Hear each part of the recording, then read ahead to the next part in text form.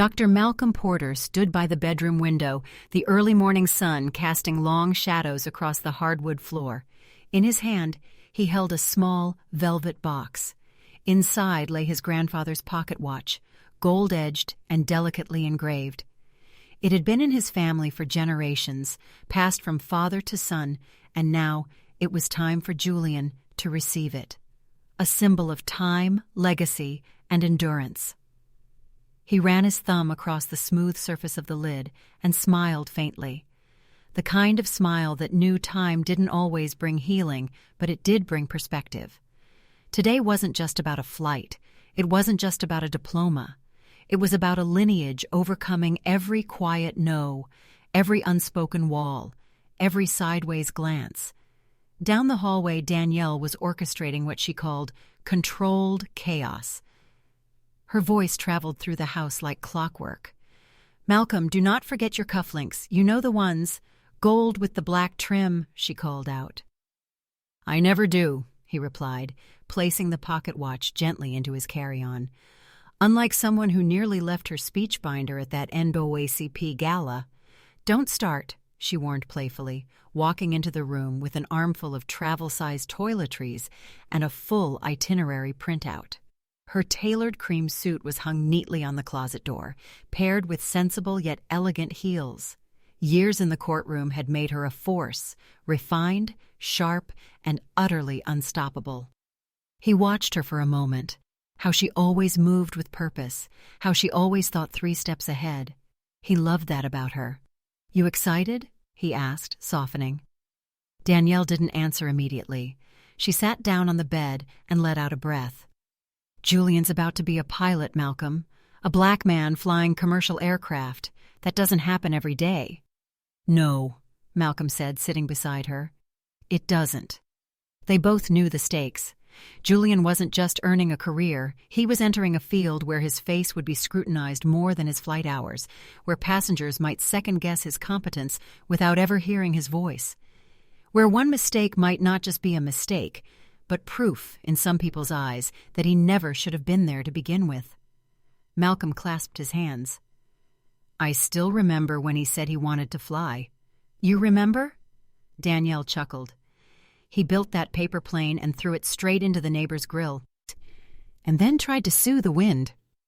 They both laughed, a much-needed sound. As the morning pressed on, the house began to quiet. The bags were packed, the Uber scheduled. Malcolm did a final sweep of their belongings, while Danielle reviewed their TSA pre-check status and flight confirmation. First class, Monarch Air, non-stop from Los Angeles to Washington, D.C., no layovers, no nonsense. "I still think we should have flown private," Danielle muttered, mostly to herself. Malcolm smiled. "We talked about this. Julian wants us to experience it like everyone else, regular people flying to see their son graduate." Danielle raised a brow. "Since when are we regular?" "Never," he said with a wink.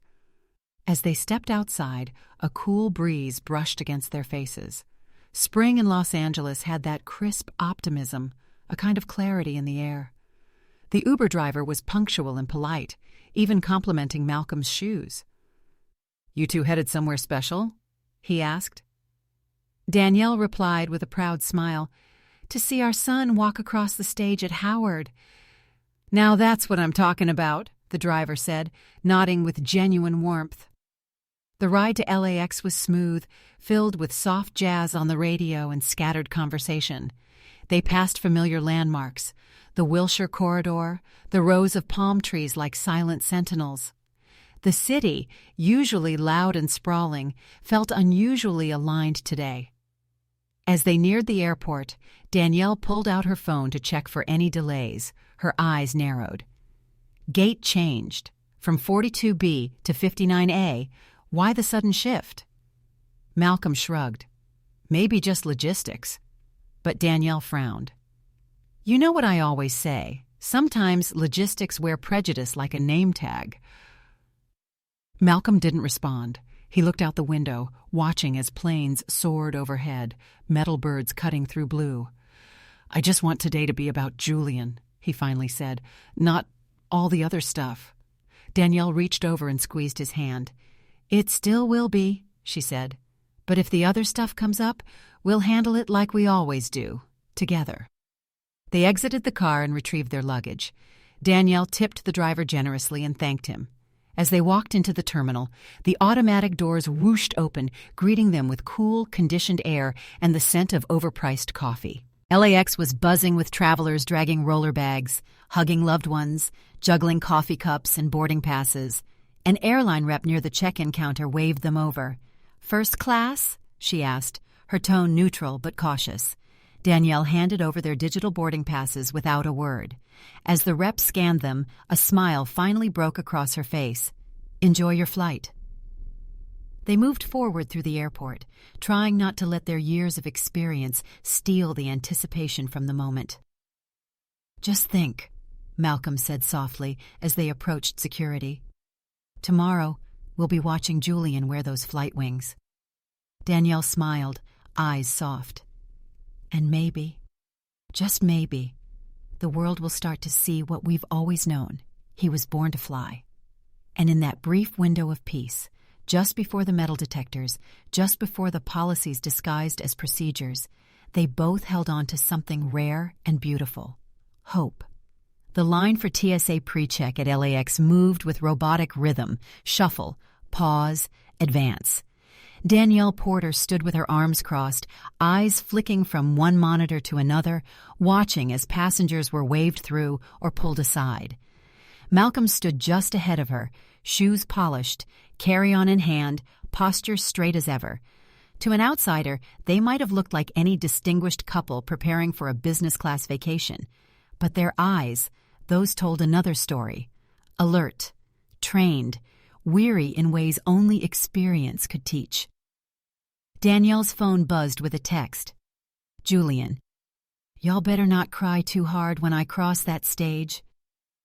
She smiled faintly, thumbed back a heart emoji, and slid the phone into her coat pocket. Her gaze rose just in time to see Malcolm approached by a TSA officer.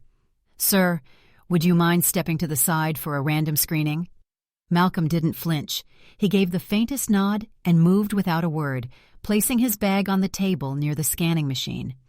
Danielle watched as the officer swabbed his hands and ran a wand around his ankles. It wasn't the first time, not even the 10th. She stepped forward, her tone calm but razor-sharp. "Excuse me, officer, what triggered the secondary screening?" The man looked up, caught off guard by her confidence. "It's random, ma'am." "Statistically," she replied, "that's an interesting coincidence. My husband has been randomly selected 4 of the last 5 flights we've taken." The officer's jaw twitched. "I don't make the rules." "No," she said coolly. "You just follow them without question." There was a pause, then a dismissive nod. "He's good to go." Danielle offered no thanks. Malcolm rejoined her, adjusting his watch. "Still a model citizen," he murmured, voice steady.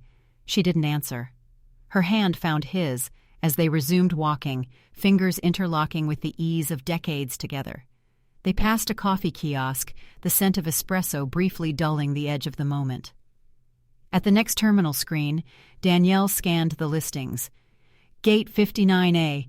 We've still got time to breathe." "Do we ever?" Malcolm said, half joking. They arrived at the gate to find the usual crowd: businessmen with Bluetooth headsets, families juggling toddlers, influencers trying to look casual while filming themselves. At the check-in counter stood a younger man with a buzz cut and a genuine smile. His name tag read, Tyler. "Dr. and Mrs. Porter?" he asked as they approached. "That's us," Malcolm confirmed. "Welcome aboard. I've marked you both as pre-seated. Let me know if you need anything.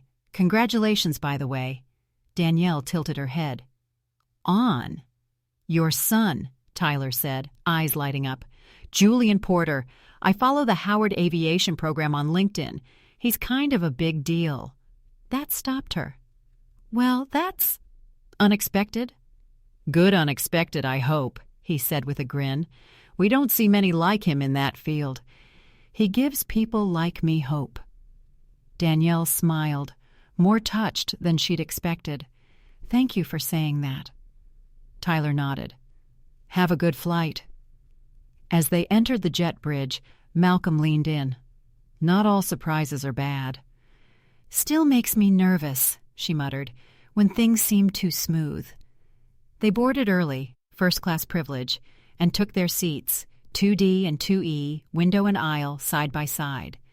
Danielle stored her purse, then pulled out a slim leather folder containing legal documents and case briefs.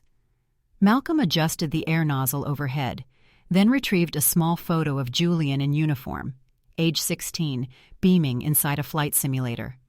Across the aisle, a white couple in their 50s were being offered champagne and a second blanket by a cheerful flight attendant. The woman laughed loudly, her pearl earrings catching the cabin light. Their own side of the cabin remained quiet. A different attendant passed by them, a blonde woman in her 40s, hair tightly pinned, smile practiced. Her name tag read Megan. She paused briefly. "Water or juice?" Malcolm responded, "Still water, please." Danielle added, "I'll take the juice." Megan nodded curtly, then walked off. No smile, no eye contact, not even a welcome aboard. Danielle didn't react visibly. She simply looked to her husband and murmured, "It begins." They sipped their drinks in silence. Around them, the cabin filled slowly. A young Latina woman in coach peeked into first class, camera phone held low. She quickly shuffled back to her row. From her peripheral vision, Danielle noticed another flight attendant, this one younger, with soft brown skin and an anxious expression. His name tag read Carlos. He busied himself with tray setups, but glanced their way more than once. Malcolm turned to his wife. "Do you remember when Julian made that speech in 8th grade? Said he wanted to fly so high people couldn't see his color?" She nodded. "I remember what the principal said, too. Let's aim for something more realistic." He looked out the window. "Guess we showed them." Before she could reply, Megan returned, standing stiffly beside their row. "Excuse me, Dr. Porter," she said. "We'll need you to move to seat 4F, just a few rows back." Malcolm blinked. "Why?" "For weight distribution," she answered, eyes not quite meeting his. "Standard procedure." Danielle slowly closed her folder. "Is that policy documented somewhere?" Megan pursed her lips. "It's a safety matter, ma'am. Is it being applied to other passengers?" Megan hesitated. "The captain requested a shift for balance. It's nothing personal." Carlos had frozen mid-step. Danielle stood now, calm but firm. "We purchased seats together, in first class. Are you telling me, as a civil rights attorney, that the airline's policy requires separating married passengers who purchased premium seats without prior notice or consent?" Megan's smile thinned. "Ma'am, I don't make the rules." "No," Danielle echoed. "You just follow them." Malcolm put a hand on her arm. "It's all right." "No," she replied, turning to him. "It isn't." Other passengers had begun to notice. The woman with pearls leaned slightly forward, whispering to her husband. Across the aisle, a tall man with salt and pepper hair, Gregory Langston, was watching closely. Carlos stepped forward. "Ms. Whitmore, that policy doesn't exist." Megan's head snapped toward him. "Excuse me?" "There's no active policy requiring a passenger to move for balance in this section," Carlos said, voice steady. "Captain hasn't requested any changes." The air turned electric. Danielle looked at Carlos with quiet gratitude. Megan pulled a small radio from her belt. "Security, we need an officer at first class. Passenger dispute." Danielle turned to Malcolm. "Do not move." Tiana Brooks, seated behind them in coach, leaned into the aisle, phone camera discreetly aimed. The red REC icon blinked steadily. Malcolm breathed in deeply, closing his eyes for a moment. When he opened them, he said only, "This isn't about the seat, Danielle. It's about being told again that we don't belong." A hush fell over the first-class cabin, not the kind born of respect, but of discomfort. That particular silence where people pretend not to hear injustice as it unfolds 2 seats away. Malcolm Porter remained seated, hands resting on his thighs, spine upright like he was still in the operating room. His gaze was calm, but beneath it a storm brewed. Danielle stood beside him, a force in tailored gray, unwavering.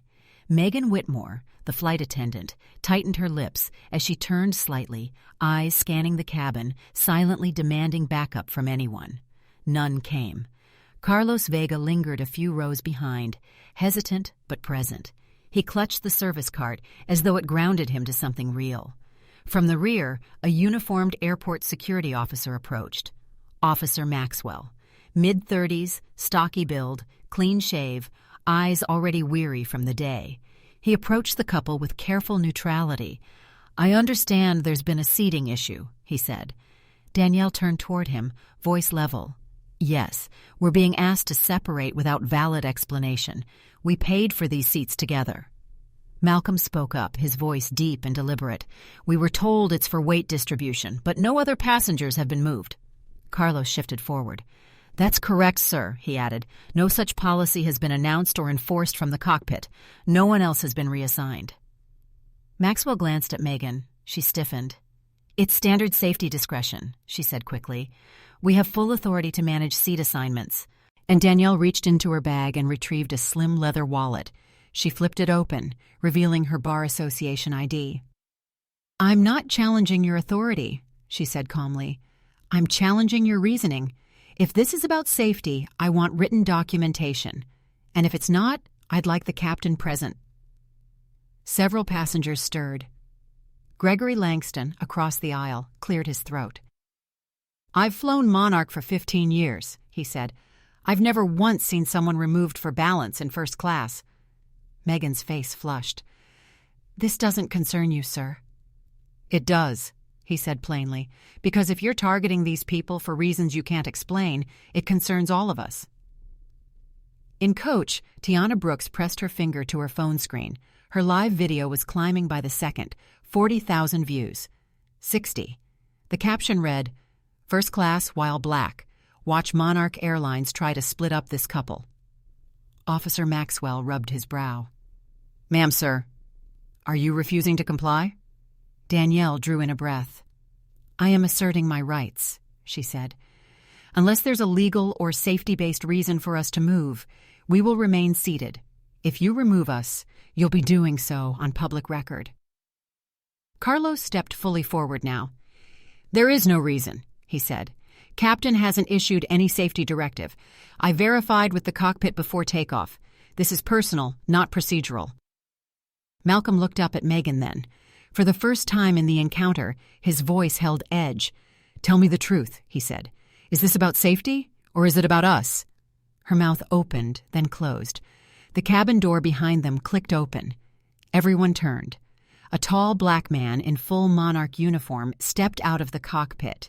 His stride was easy but authoritative, his eyes scanning the scene quickly, like someone who'd walked into this kind of mess before and knew exactly how to clean it up.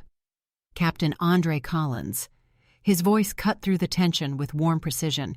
"Is there a problem here?" Officer Maxwell straightened. "There was a dispute about seating these passengers." Captain Collins held up a hand. "Thank you, officer. I'll take it from here." He walked toward Malcolm and Danielle, then stopped.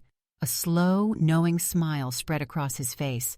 "Well now," he said, lowering his voice, "if it isn't Mom and Dad." Gasps rippled through the cabin. Danielle blinked. "Andre?" He gave a slight bow. "Captain Andre Collins, at your service, or as your son calls me, his second father in the sky." Malcolm stood, stunned but composed. "You're the Captain M?" "The one and only," Collins said. "Julian's been bragging about this graduation for months. I was going to surprise you after takeoff. Guess that timeline got moved up." He turned to the cabin. "Ladies and gentlemen," he announced, "allow me to introduce Dr. Malcolm Porter and Attorney Danielle Porter, parents of Julian Porter, our soon-to-be Howard Aviation graduate and the first black cadet from his class to be offered a direct pathway to commercial piloting." A smattering of applause began, tentative at first, then louder. Even the pearl-clad woman clapped politely. Collins continued, voice steady. "They will remain in their assigned seats, and as far as I'm concerned, this conversation is over." He turned to Megan. You're relieved for the remainder of this flight. Please report to the gate supervisor upon landing." Megan's face went pale. "But, Captain—" "That's all." She hesitated, then left in silence. Collins nodded toward Officer Maxwell. "Thank you for your time, officer." The officer gave a short nod and retreated down the aisle. Carlos exhaled for the first time in what felt like forever. Collins looked to Malcolm and Danielle. "Apologies. We're better than this, or at least we should be." Danielle gave him a nod. "Thank you for stepping in." He leaned in. "Julian's going to change this world, one flight at a time." Behind them, Tiana's phone buzzed. Stream live views, 127,000. Comments. Flooding in. Carlos stepped aside, helping reset the cabin service quietly. Gregory leaned across the aisle. "I admire how you both handled that," he said. "Calm, but clear. Most people wouldn't know how." Malcolm gave a slight smile. "Most people don't get the chance to practice this often." Danielle chuckled dryly. "We've had repetitions." The rest of the flight passed in relative calm. Snacks were served, windows opened, sunlight filled the space again. But the ripple had begun.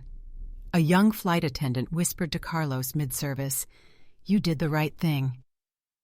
A teenage boy in row 6 watched Malcolm for a long moment, then asked for an autograph. Not for a celebrity, but for someone real. Someone who'd stood his ground without losing his grace. As they began their descent into Washington, D.C., Danielle turned to Malcolm. "Julian's going to hear about this before we land." Malcolm smirked. "Hope he's proud." "I know he is," she said. "He chose the sky because he believed it was the one place where no one could tell him who to be." Malcolm nodded. "And now, maybe that sky's a little bigger." The cabin was quiet in that brittle way tension demands. Even the overhead fans seemed to hush. Most passengers stared out windows into books or at their phones, pretending to ignore the storm that had just passed through. But the air wasn't the same. It held weight. Danielle Porter remained seated beside her husband, spine straight, fingers steepled against her lips. Her eyes scanned the aisle with the careful focus of someone who'd had to read between the lines her entire life. She wasn't angry. Not anymore. What she felt now was colder, heavier, something dangerously close to resignation. Malcolm sat quietly, his hands folded in his lap. His face gave nothing away, but Danielle knew that silence. It was the same silence he wore during surgeries that required every ounce of control. He wasn't repressing his emotions. He was preserving his dignity. Carlos Vega hovered 2 rows back, watching the couple with unease. He hadn't moved since Megan stormed off. No one had told him what to do next. He wasn't sure if he should ask. At the rear of the cabin, Tiana Brooks checked her phone for the 100th time. Her live stream had crossed 175,000 viewers. Her notifications were a blur. Journalists were DMing her. One major civil rights account had reshared her video with the caption, "This is why we document. This is why we speak." Just as the atmosphere seemed to settle into an uncomfortable stillness, the cockpit door opened again. This time, Captain Andre Collins didn't step out with the stiff posture of protocol, but with the relaxed ease of someone walking into a room full of friends. He paused for just a beat, scanning the faces that now looked back at him. Then, with the warmth of someone deeply familiar, he smiled at the porters and said, "Mom, Dad." For a second, the cabin didn't know how to react. Most assumed they'd misheard. Some turned to each other in confusion. Danielle blinked. "Excuse me?" she said, eyebrows raised. Captain Collins stepped forward. His tone softened. No longer captain to passenger, but something deeper. "I meant what I said," he replied. "Mom and Dad, Julian's parents, right?" Malcolm's eyes narrowed. "You know our son?" Captain Collins nodded. "I don't just know him. I've mentored him for 2 years, flew down to speak at his high school, wrote his recommendation letter for Howard's aviation program. And yes, I was there when he passed his commercial pilot written exam. Proud doesn't begin to cover it." Danielle's hand flew to her mouth. Malcolm leaned back in his seat, the first sign of emotion flickering in his eyes. "You're Captain M," Malcolm said, voice barely above a whisper. "The one and only," Collins grinned. "Julian calls you both the reason he flies, says you made him believe the sky didn't have a ceiling." From behind, someone whispered, "Damn." Tiana had flipped her phone camera forward. She zoomed in on Collins as he continued. "I was going to surprise you after landing," Collins said, "but I figured now's as good a time as any, especially since the flight nearly forgot who you were." He turned to address the cabin. "Ladies and gentlemen," he said, "today you were witness to something no airline should tolerate, selective enforcement under the guise of policy. But you were also witness to something far more important, the quiet resilience of two people who've carried more than their fair share and still move with grace." The silence broke, first with a few claps, then more, until the cabin filled with applause. It wasn't roaring, but it was real. Carlos lowered his head, relief washing over him. Gregory Langston, across the aisle, leaned over and extended a hand to Malcolm. "Sir," he said, "I've spent 25 years in law, and I've never seen anyone handle a situation with more control. You honored us all." Malcolm shook his hand silently. Collins crouched beside Danielle. "I watched your son hold his head high when he was the only black cadet in his program. I watched him navigate microaggressions with patience that I didn't have at his age. I watched him succeed without stepping on anyone to do it. That doesn't happen by accident. That's upbringing." Danielle blinked back tears. "He's everything we hoped he'd be," she whispered. "He's more," Collins said, "and he's ready." He stood up and addressed the entire first-class cabin once more. "For the remainder of this flight, Carlos Vega will be your lead attendant. Ms. Whitmore has been relieved of duty pending review." He gave a polite nod, then turned back to Malcolm and Danielle. "See you on the ground," he said. "We'll walk out together." As he returned to the cockpit, murmurs spread across rows like electricity. Tiana's livestream caption changed again. "The pilot was the son's mentor.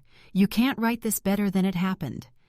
An elderly woman in row 3 leaned toward Danielle and whispered, "I have grandsons. I hope they grow up as brave as your boy must be." Danielle smiled gently. "We hope he won't have to be." As the seatbelt sign blinked off and the drink carts rolled forward again, the atmosphere had transformed. The flight wasn't over, but the story had changed. Carlos approached with a nervous smile. "I wanted to say," he began, "what you did. It meant something." Danielle looked at him. "So did what you did." He nodded, eyes glassy. I've only been with Monarch for 9 months. I didn't know if speaking up would cost me my job." Malcolm met his gaze. "Sometimes silence costs more." The plane hit a small pocket of turbulence, just a jostle, nothing serious. But the moment grounded them all again, reminding everyone how high they were and how fast things could fall. Danielle rested her head lightly against Malcolm's shoulder. "Maybe Julian was right," she murmured. "About what?" "That the sky is the one place where dignity isn't optional." Malcolm exhaled slowly, looking out the window. "Let's hope it stays that way."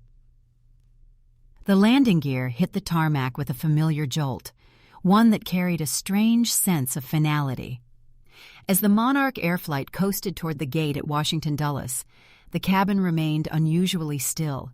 No one reached for overhead bins. No one stood too early. Everyone seemed to understand. This wasn't an ordinary landing. Danielle Porter closed her eyes briefly, then exhaled. Malcolm, beside her, tapped his fingers against the armrest, not out of anxiety, but out of something else. Anticipation, maybe, or reflection.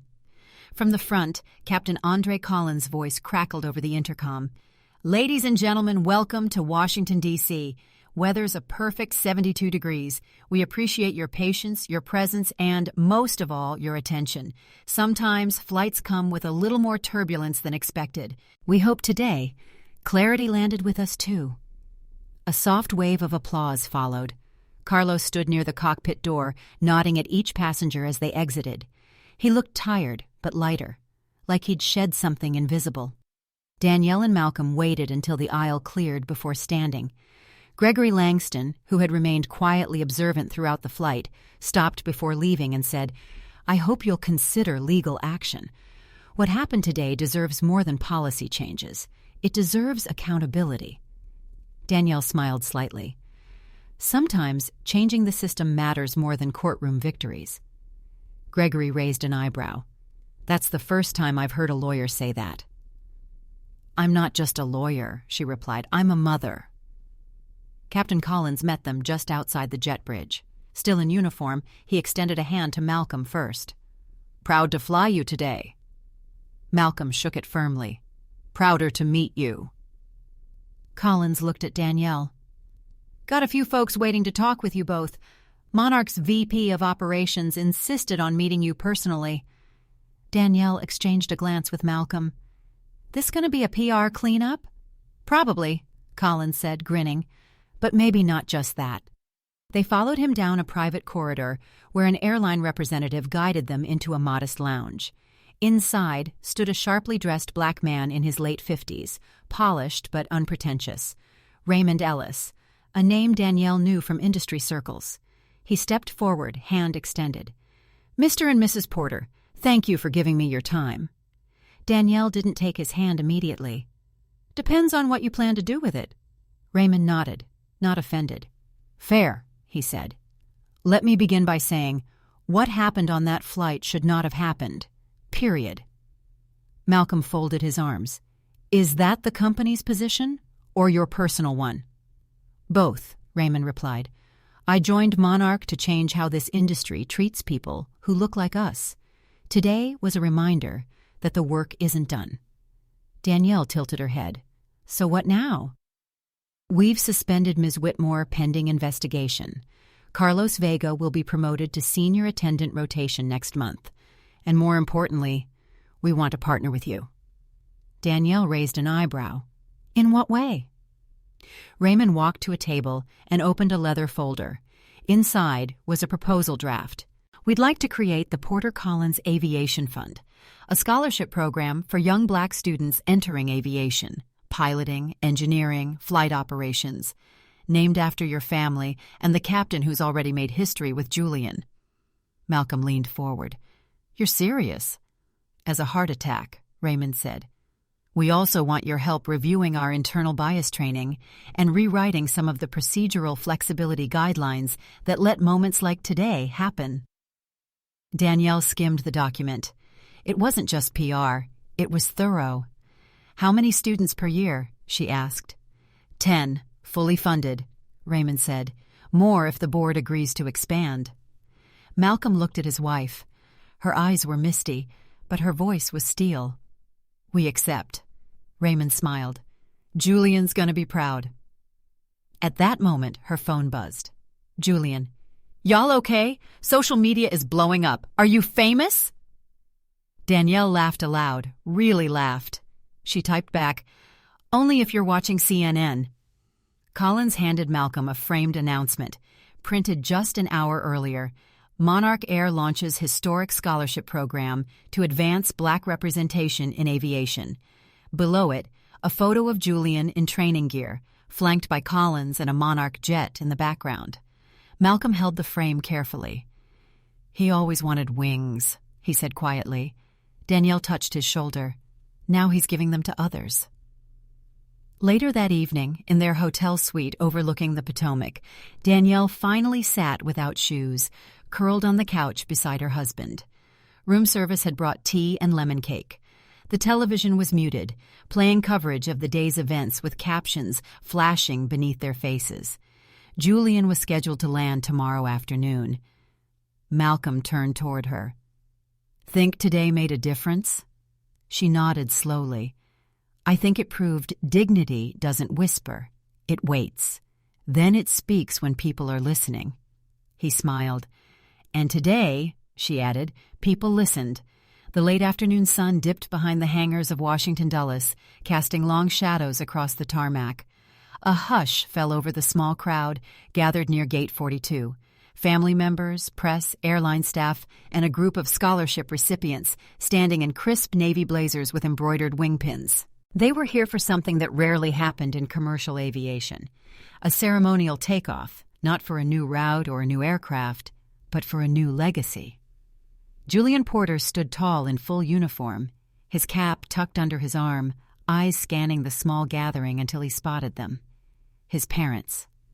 Danielle and Malcolm stood just outside the roped-off area, dressed in shades of navy and charcoal, glowing with pride only hard-won moments could bring. Julian walked over, heart thudding, the weight of the day almost eclipsing the years it took to get here. "Hey, Mom. Hey, Pops." Danielle blinked fast. "Don't you dare get on that plane until I get a hug." He smiled and wrapped her in a long, full embrace. When he pulled back, Malcolm stepped forward and offered something small in his palm, the gold pocket watch. Julian froze. "You kept it with you?" he asked. "Always," Malcolm said. "Now it's yours." Julian took it slowly, reverently. "I'll never be late again." "You'd better not," Danielle smirked, brushing his lapel. "Not with our name on the program." Nearby, Captain Andre Collins called out, "Hey, you gonna fly or start crying?" Julian grinned. "Both." The airline had arranged something special. Julian would co-pilot Monarch Air Flight 384 to Atlanta, his first commercial flight with Captain Collins at his side.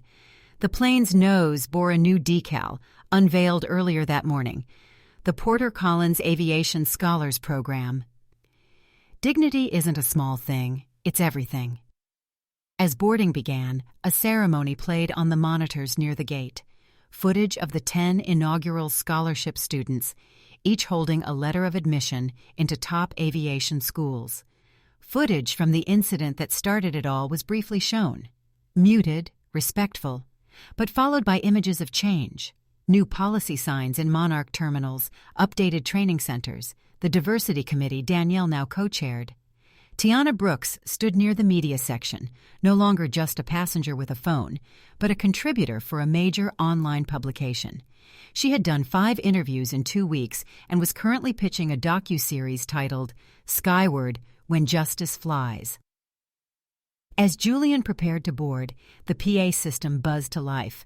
"Attention passengers of Monarch 384, today's flight is crewed by First Officer Julian Porter and Captain Andre Collins.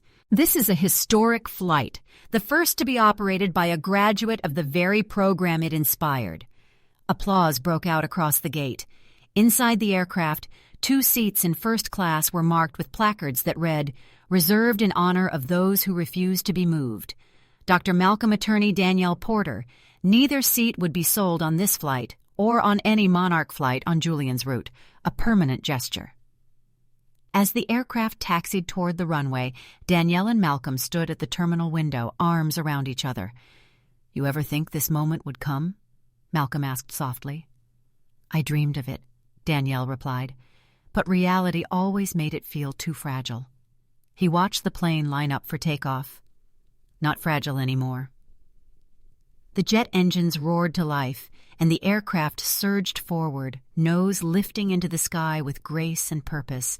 It climbed into the golden light, gleaming like a promise. A reporter approached them quietly. "Any last thoughts before your son disappears into the clouds?" Danielle turned, eyes steady. "We've taught him to fly," she said.